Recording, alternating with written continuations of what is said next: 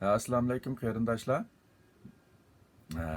Do'stlarningki talabiga asosan men bugun yana mushu Wuhan o'pka yollig'iniki kasal alomatlari va uningdan saqlanish to'g'risida yana ozroq so'zlab o'tmoqchi. Hammalarning xabari bo'lganidek, bu Wuhan o'pka yollig'i 12 oyning boshlari ba'zilarning aytishicha hatto uningdan burun mushu Xitoyniki Wuhanni markaz qilgan ba'zi joylardan boshlangan bir kasallik bo'lib, bu kasal hozir dunyoga tarqalib 2 oyga yaqin vaqt ichida nurg'un davlatlarga, ya'ni hozir bo'lgan oraliqda 23 davlatda bayqalgan bo'lib, dunyoda nurg'un kishilarniki qattiq andishisini paydo qilyotidi. Bu kasalni hozir qadar ba'zilar shaparangdan taqqigan desa, ba'zilar yılandan taqqigan deb qaraydigan qarashlar bor. Mayli yılandan taqqigan bo'lsin, mayli shaparangdan taqqigan bo'lsin, bu hargiz bir yeni bir virus bo'lib qolmasdan azaldan mavjud, ya'ni mushu hayvonlarning tenida mavjud bir virus bo'lib, buni shaparang hayvonlar orasida o'zaro to'shag'ichi xizmatini o'tayotgan. Shunga qanchalik hayvonlarning badanida bor, biz uni bilib ketmaymiz, to'liq bilib ketmaymiz. Faqatla tekshirgan hayvonlarnikini bilamiz. Balkim nurg'un hayvonlarda bo'lishi mumkin shaparangning to'shishi orqali. Shunga bu kasalning paydo bo'lishiga nisbatan o'xshamagan qarashlar bor. Bu faqatla butunlay normal. Endi mayli nereden paydo bo'lgan bo'lsa, cho'qim bu hozir dunyo miqyosida reallikqa aylangan, insonlarga tahdid akilayotgan bir masala. Shunga men bu kasalning nereden paydo bo'lishidan bakroq, bu kasalning qandaq alomatlari va undan qandaq saqlanish to'g'risida ko'proq to'xtalmoqchi. Bu kasal paydo bo'lishdan burun cho'qim mushu inson, odam, ya'ni mushu virusninki manbasiga uchrashgan bo'ladi.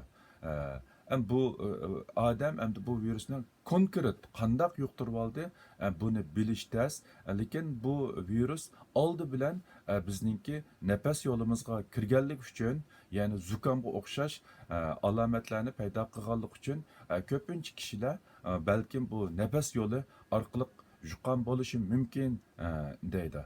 Bunda degan vaqtida ba'zilar balkim so'rashi mumkin, bu kasalni biz shaparang yeb yuqqan yoki ilon yeb yuqqan deb qaraymiz. U degan yeydigan narsa olsa ig'izni yuqmamdi, oshqozon uchay yo'ldan yuqmamdi deb qarashi mumkin. Endi bu yerda garchi uni insonlar shu shaparang yoki ilon yeb yuqtirib oldi degan bo'lsa-mu, lekin u endi shu shaparangni, yilonni qo'lda tutish orqali qo'lidan burniga, yuziga yuqib, balkim nafas yo'liga kirgan bo'lishi mumkin. Bu jarayon texnik aniq emas. Shunga bu kasaldan saqlanish uchun o'tirib qo'ygan usullarmi maxsus mushi kasalga qartilgan bo'lmasdan, balki insonlar bilgan barliq yuqumli kasalliklarda o'rtaq ishlatiladigan usullar. Chunki bu kasal to'g'risida nurg'un narsalarni biz bilmaganligimiz uchun biz qo'llana oladigan, qo'limizdan keladigan har qanday usullarni qo'llanishimizga to'g'ri kelyotidi. Hamda shunga bu virus biz şu virus manbasidan mayli nafaslanish orqali, mayli qo'limiz bilan tutish orqali yoki yemaglik bilan yeyish orqali, mayli qanday yuqqan bo'lsa, oldi bilan yuqishdan qat'iy nazar, ya'ni virus badanimizga kirgandan keyin shu nafas yo'limizda kasal alomatlarni paydo qilib, dastlabda zukamga o'xshash kasal alomatlarini keltirib chiqargan. Masalan, yo'tilish deymiz, shukurish deymiz, andan keyin bo'g'izi og'rish, beshi og'rish, qizitmasi ishish, muskullari og'rish, arg'inlik his qilish degandek. Bunlar deganlik bu kasallikning alomatlariningki hammasi cho'qim bu kasal bilan giribdor odamning hamma odamda o'xshash bo'ladi deganlik emas.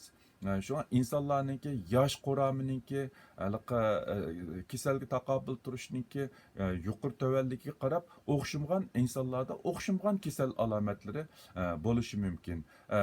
Masalan, ba'zilarda qizish bo'lsa, ba'zilarda qizish bo'lmasligi mumkin, lekin masalan nurg'un mushu kasal giribtor bo'lgan odamlarniki da ko'rilgan alomatlarni manda yig'inchoqliq vaqtida shu qizish, muskul og'rish, bosh og'rish, bo'g'iz og'rish,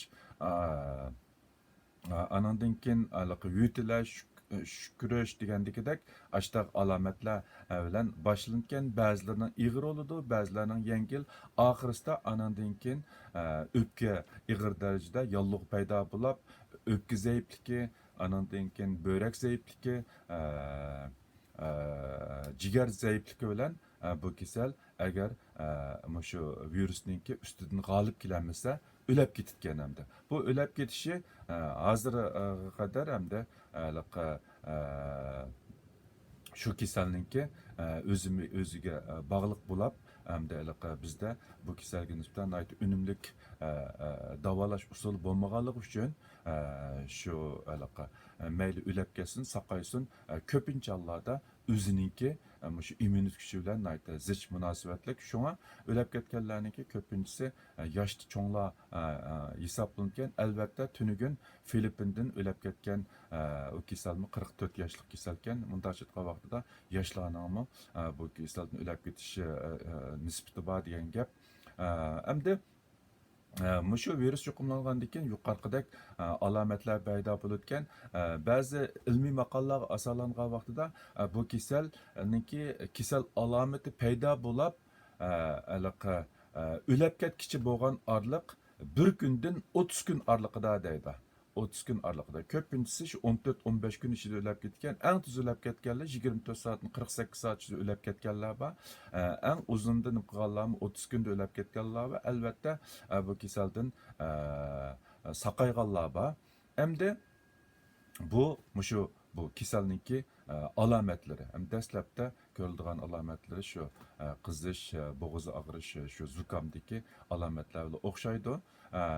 Bu davranırken bu kesel kançılık tez diagnoz koyulsa onun ki başkalarına yuqtırış pürüstünü töveletkiyle boludu.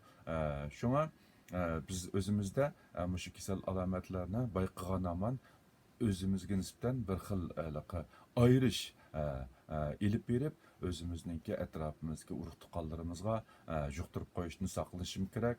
Hamda bu bizningki eng qiziqadigan bir masala, men bu kasaldan qandaq saqlana olayman degan masala hammamizni eng qiziqtirayotgan, eng tashna qilayotgan bir masala. Men oldingi videodami ozroq so'zlab o'tgandim. Bu videodami yana qo'shimcha qilib qo'yay. Hamda bu yerda ikki xil masala var. Birisi kesel bo'g'uchi, ya'ni yoki kesel bo'lish ehtimoli bo'g'uchininki bu virusni texmi ko'p odamlarga tarqatishdan qo'g'dinish, ya'ni saqlanish. Bu orqali bu kasallikni texmi ko'p odamlarga tarqalishdan oldini oldi. Buning uchun bu kasalga giribtor bo'lgan odam yoki bu virus bilan yuqumlanish ehtimoli bo'lgan odam mask taqash, ya'ni o'zininki o'tilish orqali havoga tarqalgan virusni maskada suzib qilish, ya'ni masalan ashniki doirasini kichiklatish. Bu orqali bu kasalning texmi keng doirasida tarqalishining oldini oldi. Endi taraqqiy qilgan davlatlarda shunday yuqumli zukam bo'lsin yoki boshqa shu virus keltirib chiqargan kasallar bo'lib qolsin, shu kasal giribtor bo'lg'uchini eng yaxshisi ishqi kelmaslikni, ya'ni ommaviy qatnash qurollarini ishlatmaslikni tashabbus qiladi. Bu odamningki jamiyatga bo'lgan mas'uliyati hamda o'zi giribtor bo'lgan kasalni texmi ko'p odamlarga yuqtirib qo'yishning oldini olish hamda. Agar bu odam cho'qim sirtlarga chiqishga zo'r bo'lgan vaqtida cho'qim maska taqash, ya'ni yalğız o'zini o'ylash emas, shu o'zida giribtor bo'lgan kasallarningki boshqalarga yuqishi oldini olish hamda maska taqashchi. kasalning tarqalishini kontrol qilish. Bu nayti muhim ahamiyat ega. Ya'ni mundaq chiqqan vaqtida eng yaxshisi odam ko'payga bormaslik kerak, ommaviy qatnashlarni ishlatmaslik kerak, anandagi oilasida tuqqanlardan ayrim turish kerak, tuqqanlarning yiniga kelmaslik kerak. Anandan keyin oiladagilarmi boshqalarmi buni to'g'ri tushunib, anandan keyin mushu odam harakat qilgan yerlardagi narsalarning hammasini vaqti-vaqtida tozalab turish. Bu nayta muhim. Bu bir tarafdan an ikkinchisi saq odamlarga nisbatan qanday qilish kerak deganda men oldingi videoda ozroq so'zlab o'tdim. Endi masalan hozirgi ko'rayotgan ahvollarda mayli Xitoyda bo'lsin, mayli nurg'un davlatlarda bo'lsin, maskaga alayda tayinib oladigan ahvol bor. Albatta men maska taqishni xato demayman, lekin maska mush ig'izimizdan chiqqan nurg'un bakteriya, viruslarni o'ziga to'plaganlik uchun anandan keyin atrofidagi chang to'zondan kirgan narsalarni u suzib qolganlik uchun nimasi cho'ng kichikligi ma'lum nimadan oshgan havodagi bulg'angan ba'zi moddalarni suzib qola oladi. Bu jihatdanmi bizningki sog'lomligimizga balkilik ahamiyati bor, lekin dal shu sababdan bu maska nayt oson maynatlashadigan narsa. Shunga maska taqqiganlar cho'qim 1-2 soat yoki bo'lmasa bir kunda bir necha qitim eng kam degan almashtirib turish kerak. Andan keyin almashtirib ishlatib bo'lgan maskani cho'qim plastik xaltaga silib, odamga tarqamaydigan bir axlat nimasiga tashlab buni yo'q qilish kerak. Lekin ko'pincha maskalarninki bizninki shu yuqumliq zukam yoki shu Wuhan o'pka yolg'i virusidan yuqumlashdan qo'g'diyolmaydi. Nima uchun degan vaqtida men oldingi videolarimda so'zlab o'tgan bu virusninki cho'ng kichikligi taxminan 20 nanometrdan 300 nanometr oralig'ida bo'ldi. Endi bu Wuhan o'pka yolg'i virusining nimasini vizallikdak ashta nanometr deb qarayotdi hozir.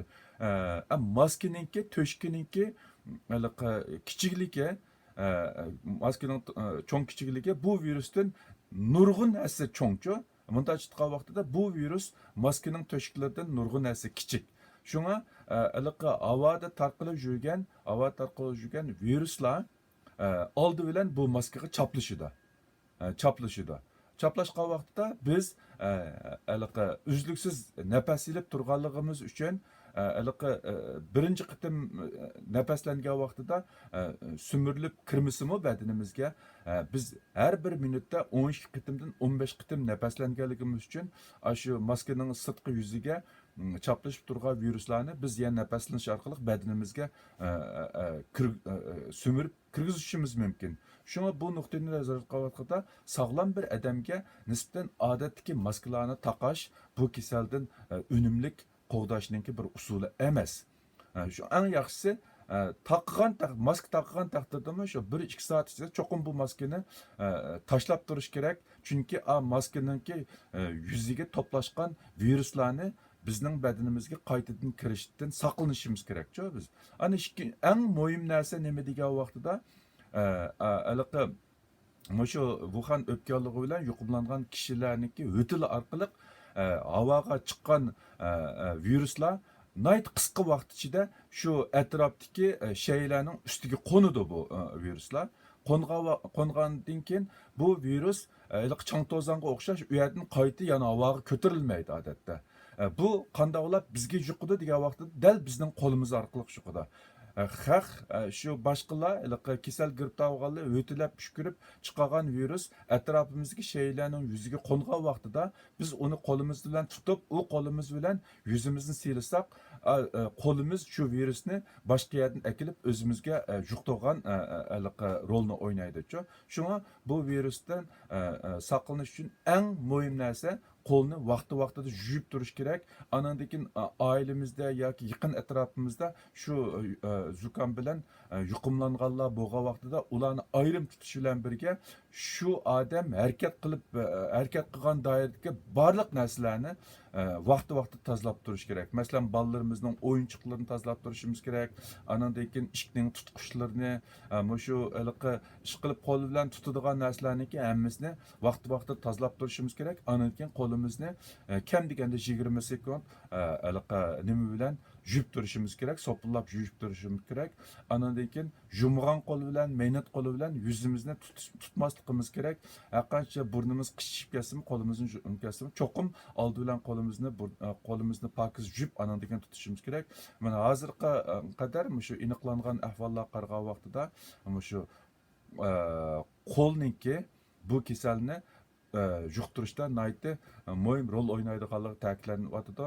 Shunga bu kasaldan saqlanishning birinchi nisbati maska taqash emas, balki qo'lni shu qo'l bilan tutilgan shaylarning yuzlarini pokiz tashlab turish bu kasaldan saqlanishda nayti muhim rol o'ynaydi. Men oldingi leksiyarimga qo'shimcha qilib buni yana ta'kidlab o'tdim. Bu oldingi leksiyada shu maska taqashniki sog'lom odamni qo'g'dashda jiq ahamiyati yo'q degandiki nurg'un qarindoshlar mendan so'rdi. Unda bo'lsa butun Xitoyda nemishqa bu maska majrasi bo'ladi. Agar bundaq bo'lsa ular maskaninki kasallikni saqlanishninki jiq ahamiyati yo'qligini bilmamdi deb so'rganlar bo'ldi. Albatta biladi, bilishi kerak. Endi bularmak shu doktorlar bilish kerak, lekin bu yerdagi masala, Xitoydagi masala saq odamlarni maska taqib qo'g'dash emas, kasal bo'lish ehtimoli va kasal bo'lganlarningki muhitni bo'lg'ashni saqlanish uchun cho'qim maska taqashni talab qilish kerak. Endi chunki hozirgi sharoitda qanchalik odamning kimningki shu virus bilan yuqumlanganligini biz bilmaganlik uchun ularniki texmi jiq odamlarga tarqalishni kontrol qilish uchun cho'qim maska taqash talab qiladigan gap. Uning ustiga Xitoyningki xalqininki ong saviyasi unda yuqori bo'lmagancha agar hukumat bu kasal bilan yuqumlangan yoki yuqumlanish ehtimoli bo'lganlar maska taqanglar, saqla maska taqamanglar deydigan bo'lsa,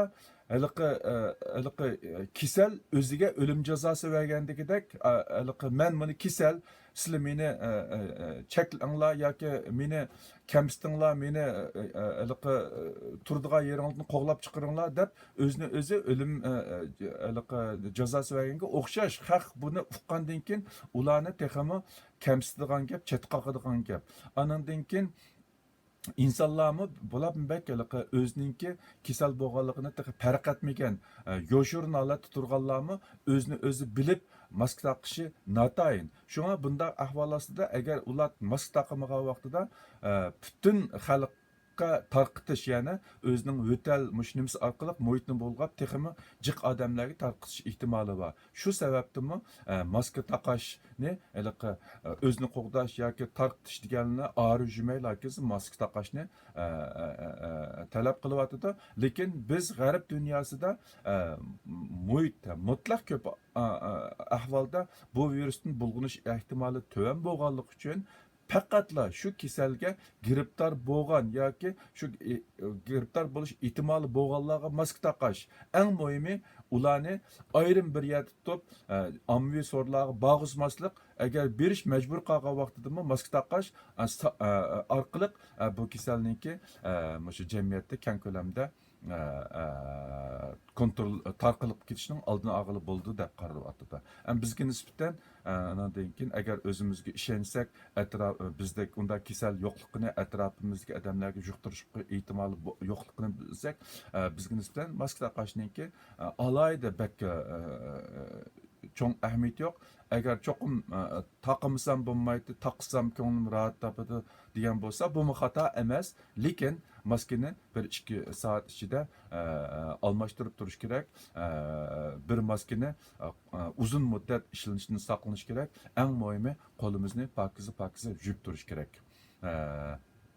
Bugun bu jihatda bir umumyuzlik bir tushuncha berib qo'yay dedim. Hammanglarga rahmat. Agar bu programmani yaxshi ko'rgan bo'lsanglar, taqib qo'yinglar. Xayr xo'sh. Xudoga omonat.